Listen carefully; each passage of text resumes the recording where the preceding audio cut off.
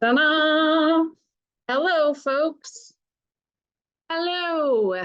Jamie Black here with Wildcraft Play. This is Karolane Gelineault. We are happy to be here. How many sessions now? I don't even know how many sessions with Crit Skills talk series. So it's so fun because we literally moments before we're like, what do we want to talk about today?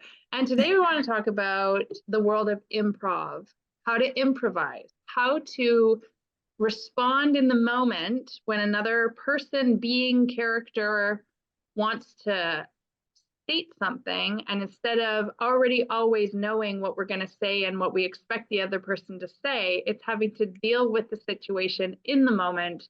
What can we say that is relevant to the person that's communicating with us? And we have a few examples from last week's club session. So before we start, I want to acknowledge that we are on the unceded traditional territories of the Comox First Nation peoples. And I just want to set a blanket of gratitude and acknowledge that these peoples were here long before all settlers arrived. They're here now, and they'll be here long after us, and find good ways for us to reach out and connect with them. So just invite you to do the same.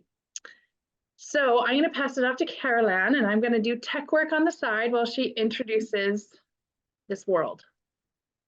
Thank you. Yeah, so the world of improvisation. So when we say improv, we might think like theater improv, but really the skills of human interaction require a lot of the skills of improv, because we need to be able to respond in the moment and have kind of a notion of how to do that without, say, like a script with us all the time and that takes a sense of knowing, like a lot of senses of knowing. Actually, it takes being able to read all the nonverbal cues that are happening with each other, being able to understand what's being said and interpret it and process it. It's actually a lot of things, right? So practicing this skill can really help all humans and individuals just have successful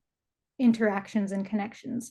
So to get specific on an example, say when working with youth in a group, right? And in this sense, it was role playing, so in game, in a game sense of pretending to be a character in game and taking on the qualities of that character and having kind of a plan of what that might look like, but then the other players might say or do something that's unexpected, right?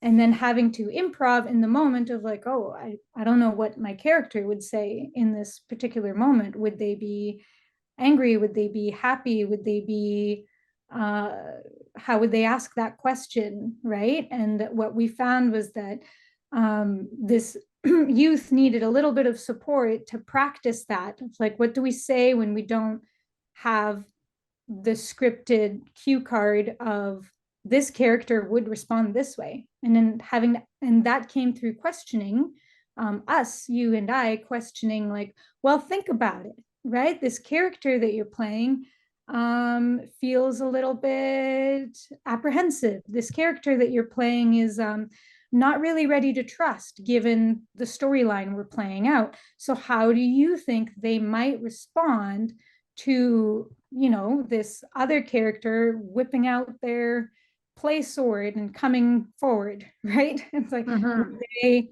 stand there? Would they back off? Would they come close, right?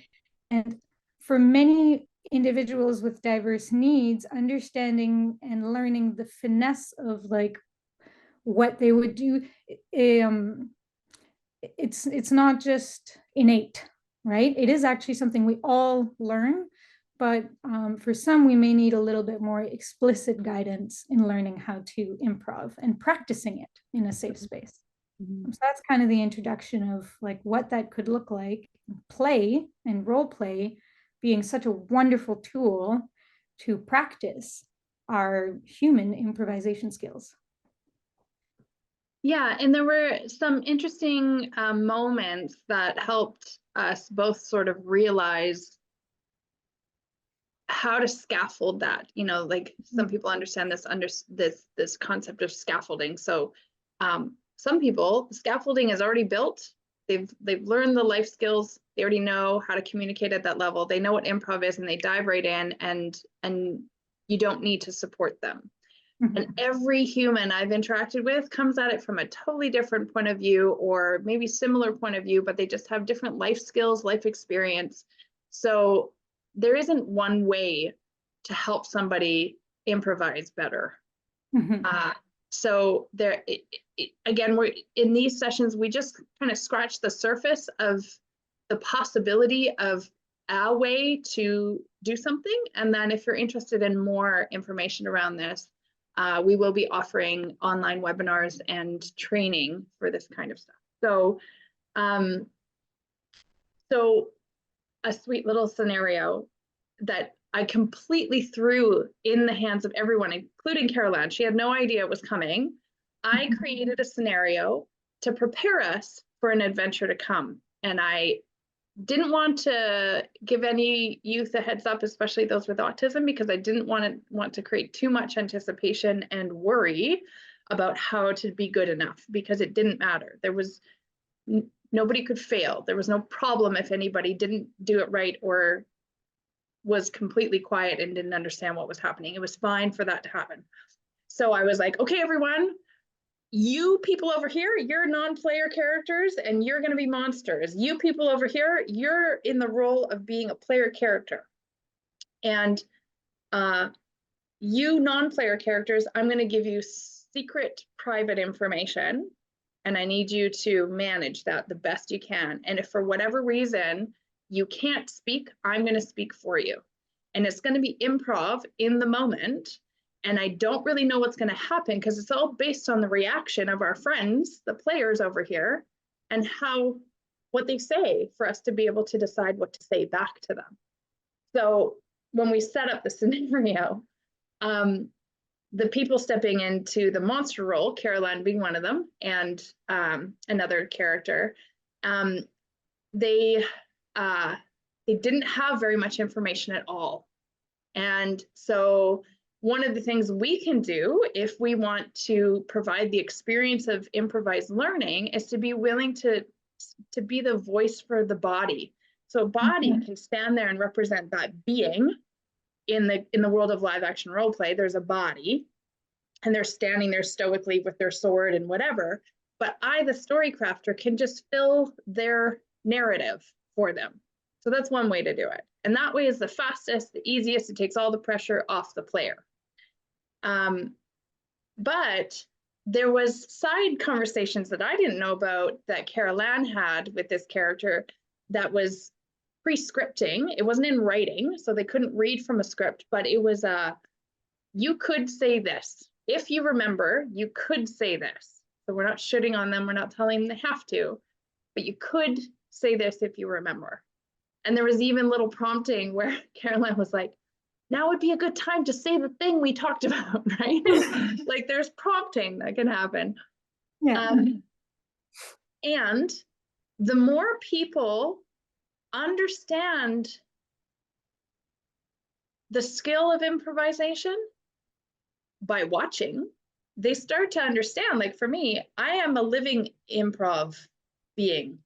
I improvise everything all the time. I'm making it up as I go. And lots of people think that I've planned a lot of the stuff that I invent in the moment, but I don't. It's just I've been doing it for so long and I have that confidence that it comes across as if it's been planned. And so I'm going to get into this in a totally different heart skills talk, but in my world of thinking, there's no spectrum of even specifically autism or attention span or anything like that. For me, it's a pie. Think of a pie and each of the quadrants, and then put that down flat and then put 10 pies on top of that. That's the dynamic of human interaction. So I'm going to talk about the pie shape of the ability to improvise. Okay, so for me, my pie shape is full. I have all of this space and ability to improvise. And some people's pie shape is not full. Some people, it's just a tiny little bit of understanding and either a willingness or unwillingness to give it a go. And that's where we determine if that pie shape can be filled for a person or not. Some people can learn the skill and some people can't. And then we need to decide how we want to support that character in the ability to learn the skill through role play, through role modeling, and through practice and failure in a safe space versus you try it on with a character and not only does it make them feel uncomfortable, but they just don't understand. And then if you give it a few goes and nothing goes anywhere with it, then it might be an opportunity to give them a different kind of role so they feel important in a different kind of way. So yeah. I think I just opened like 3 more cans there. And I want to mention, like, in that supporting the growth of that pie, of that improvisation skills, with the goal of social skills, right, for any individual. One of the ways, I think, just to generalize it and to help support any individual who would like, and who one of the goals is to increase that skill a little bit, right, is, as we mentioned, that sort of little support of being a voice or options of scripts without a full script, that is someone who's there kind of watching and can say, hey, you could try this or this. Would you like to try one of those? Right? Yeah. And then kind of whispering in the ear and being like, if you want, you can try one of those now. Right? Mm-hmm. And then so that world of improv is like, instead of the whole blank page of how could I possibly respond? There's no options or too many options. Now there are 2. Yeah. And that can help really support individuals whose pie is maybe a lot smaller, grow it so that they have more experiences of options, and then they'll come to their own options, and that will grow. So over time, now they may come up with their own 2 options, and then now we add 2 more, right? Yeah. So yeah, that gets into a whole other world, but to concrete it and how we as models, role models, and educators and support workers can help grow that skill in those that we work with. Yeah, and it's huge. It's huge. Like, people don't always really understand how valuable the skill is to, in the moment, come up with what you're going to say, because a lot of the time we already know what we already think we know what the other person is going to say. So we have a pre-scripted content that's rolling in our mind that we're ready to blurt out whether we've heard the person or not. And that's just a basic listening ability that can be developed. So there's another can in the world of how to listen effectively, right? No, that's so I know. Well, no, gosh, we so many cans. We're gonna have to open a shop. Yeah.